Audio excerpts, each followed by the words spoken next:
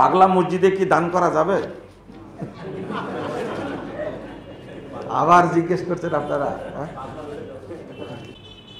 রাসূল সাল্লাল্লাহু আলাইহি সাল্লাম কবরে সরাসরি সালাম দিলে শুনতে পাই কিনা এবং জবাব দেয় কিনা, এটা তো বলেই দিলাম।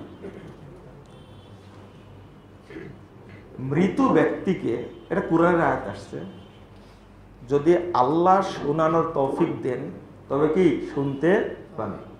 কিন্তু আল্লাহ বলে দিচ্ছেন তুমি ইচ্ছা করলে কবরবাসীকে শোনাতে পারবে না। বিধান সালাম দেওয়ার, আপনি কি করবেন? শুধু সালাম দিবেন।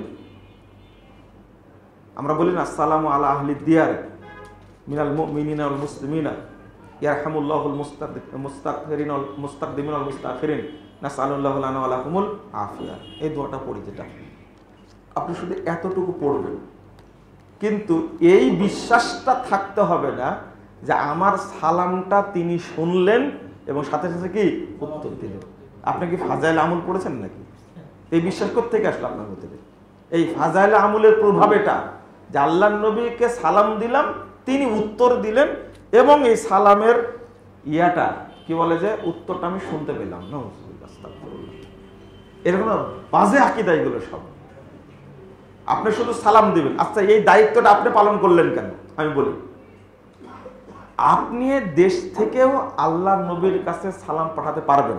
কি বলেন না সাল্লাল্লাহু আলাইহি ওয়াসাল্লাম, আল্লাহুম্মা সাল্লি আলা মুহাম্মাদ ওয়া আলা আলি মুহাম্মাদ কামা সাল্লাইতা আলা ইব্রাহিম ওয়া আলা আলি ইব্রাহিম ইন্নাকা হামিদুম মাজিদ। এই যে সালামটা পৌঁছালেন, এইটা যে দোয়াটা পড়লেন রাসূলের জন্য, এইটা পৌঁছা দিবেন কারা?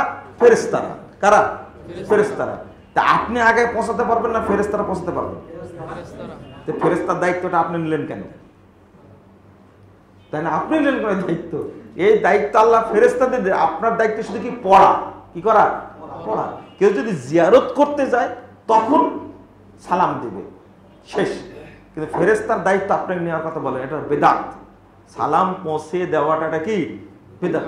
আপনি যাচ্ছেন, আপনি সালাম দেন। আচ্ছা, আপনি বাপের কবরের কাছে যখন যান, কারো মায়ের সালাম বহন করে নিয়ে যান, মা বলে যে তুই সালাম দিস, আমার সালাম তোর বাপকে দিস, বুঝেননি মনে কথাটা। আপনি যখন আপনার ছেলের কবরের পাশে যান, তারপর ওয়াইফ বলে যে তুমি তো যাচ্ছ আমার সালামটাও ছেলের কবরে পৌঁছাতে, বলেন কি আপনারা?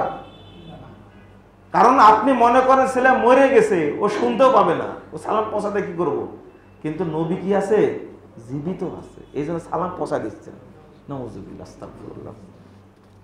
পাগলা মসজিদে কি দান করা যাবে? আবার জিজ্ঞেস করছেন আপনারা। আল্লাহ তুমি রহম করো। সাবধান, এই সমস্ত শিরকি আকীদা থেকে আপনারা বেঁচে থাকেন। মসজিদ এমনি বলি যেখানে শিরকের আখড়া, বেদাতের আখড়া, সেখানে দান খেরাত করা যাবে না। আমি তো বলে দিছি যে আপনারা এই মসজিদ পরিচালিত হয়, সংস্কারের কাজ চলছে, এখানে কোরআন সুন্নাহ চর্চা হয়, আর শিরিক বেদাতকে কি করা হয়? ধ্বংস করা হয়। দান খেরাত করলে এই ধরনের মসজিদে করবেন, বেদাতি মসজিদে করবেন না। আপনি বেদাতি মসজিদে দান করা মানে আল্লাহর সাথে যুদ্ধ করা। মসজিদ কার? ও আন্নাল মাসাজিদা লিল্লাহ। সমস্ত মসজিদ কার? আল্লাহ। যে মসজিদে বসে শিরিক করছেন, মানে বেদাত করছেন, আল্লাহর সাথে যুদ্ধ করা হচ্ছে না। নাউযুবিল্লাহ, আস্তাগফিরুল্লাহ। ফ্ল্যাট এবং গাড়ি ভাড়া দেওয়ার ক্ষেত্রে টাকা জামানত নেওয়া যাবে কি? মানে জামানত নেওয়া বলতে সিকিউরিটি। গাড়ি নিয়ে গেলে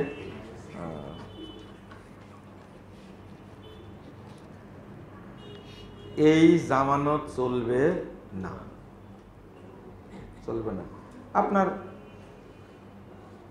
বাড়ি, আচ্ছা বাড়িও কি নিয়ে চলে যায়? হ্যাঁ, ভাড়া দেন, ভাড়া না দিয়ে চলে যায়, বা গ্লাস ট্লাস ভেঙে দেয়, এরকম। আপনি যখন বাড়িতে থাকছেন, রাখছেন, সিকিউরিটির দুইটা সিস্টেম, আমরা একটা ফতোয়া দিয়েছিলাম এর উপরে। সেটা হলো, যদি বাড়ির কিছু ভাঙ্গাচোরা করে, সেই ক্ষেত্রে তার কাছ থেকে নিতে পারবেন, ক্ষতিপূরণ নিতে পারবেন। প্রশ্ন হলো, আপনি যে সিকিউরিটিটা নিলেন আমার কাছ থেকে, এই টাকাটা আপনি কি করেন, কেন খরচ করেন? হ্যাঁ, নিছেন কি জন্য? খরচের জন্য। এটা কি হালাল না হারাম? আপনারা নিজেই ফতোয়া দেন, তাহলে তো বেরিয়ে আসবে। মনে করেন যে 5 লাখ টাকা দিলাম, বা 4 মাসের বাড়ি ভাড়া দিলাম, 6 মাসের দেওয়া লাগে না কি না, 3 মাসের, ফলে 3 মাসের 3 5 1.5 লাখ টাকা দিলাম আপনাকে। 1.5 লাখ টাকা আপনি কি করেন? জামানত আছে, কি করেন? নিঃসন্দেহে আপনি খরচ করেন। কার টাকা খরচ করলেন? এটা তাকে লভ্যাংশ দেন। মনে করেন মাস মাস ভাড়াও দিল আপনাকে, টাকাও আপনি নিয়ে রাখছেন। এটাই শুরু হয়েছে কি জানেন, যে জমি 5 বিঘা নিলাম আপনার কাছ থেকে, টাকা 5 লাখ দিলাম, টাকা যতদিন ফেরত না দিবেন জমি ততদিন কি করব? খেতেই থাকবো। এটা জায়েজ তো, তাই না? এটা হারাম, তাই না? আলহামদুলিল্লাহ, এটা তো জানেন। এটাও তো তাই শুরু করেছেন আপনি। না, এটা চলবে না। এখন আপনি বলবেন তাহলে কি করা যায়? আপনি যখন 1 মাস হলো ভাড়া দিচ্ছে না, বলবেন যে ভাই আপনি ভাড়া দিচ্ছেন না, চলে যান। আর আপনি বুঝেন ভাড়া কে দিবে আর কে দিবে না। এটা ট্র্যাডিশন শুরু হয়ে গেছে, তাই আপনিও টাকাটা তার কাছ থেকে কি করছেন? ব্যবসা করছেন। আর একটা ফ্ল্যাট ব্যবসা, তাই না, যেটা এখানে উল্লেখ করা হয়েছে। ফ্ল্যাটটা কি? একটা ফ্ল্যাট কিনবেন আপনি, এখন কিছুই হয়নি, আগে চুক্তি হচ্ছে। একটা ফ্ল্যাট তো কয়েকবার বিক্রি হয়, তাই না? একবার শেষ পর্যায়ে যখন হয়, ওই কোন আসল মালিক তো পাই না মনে হয়, তাই না? যে প্রথম কিনেছে টাকা দিয়ে, এটা কয়েকবার বিক্রি হয়েছে, তাই না? হতে হতে যে ফ্ল্যাটটা পাচ্ছে যখন, তখন আলাদা একটা দাম। এটা ক্যাটাগরির একটা দিক আছে, সেটা হলো ফ্ল্যাট তৈরি করার জন্য একটা টাকা দেওয়া লাগে, তাই না? এটা আপনি টাকা দিয়ে নিজে ফ্ল্যাট তৈরি করছেন, পরবর্তীতে কিস্তি অনুযায়ী দিচ্ছেন, তৈরি করছেন, এটা তো কোনো সমস্যা না, এটা কোনো সমস্যাই না।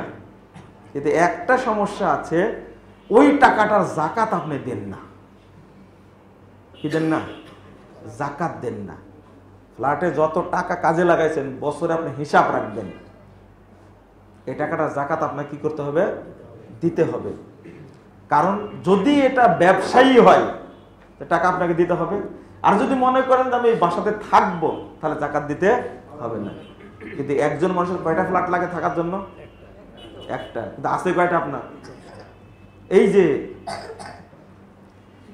এই ফ্ল্যাট, চলমান ফ্ল্যাটের তো আপনি যাকাত দেন না।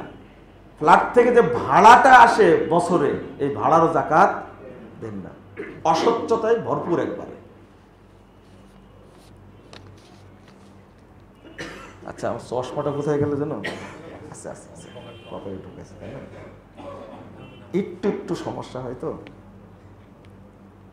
বড়া হয়ে গেছে।